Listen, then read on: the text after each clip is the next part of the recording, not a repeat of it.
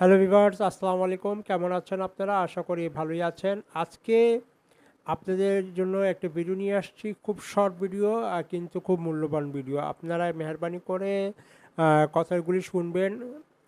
যেহেতু শীতকাল চলে আসছে, আপনার সাথে সাথে জীবাণু কিন্তু চলে আসছে। মশামাছি এগুলা কিন্তু আপনার খামারে যদি থাকে তাহলে রোগমুক্ত থাকবে না। মাঝে আপনার গরু যেখানে থাকে সেই মেঝেগুলি পরিষ্কার করে রাখবেন।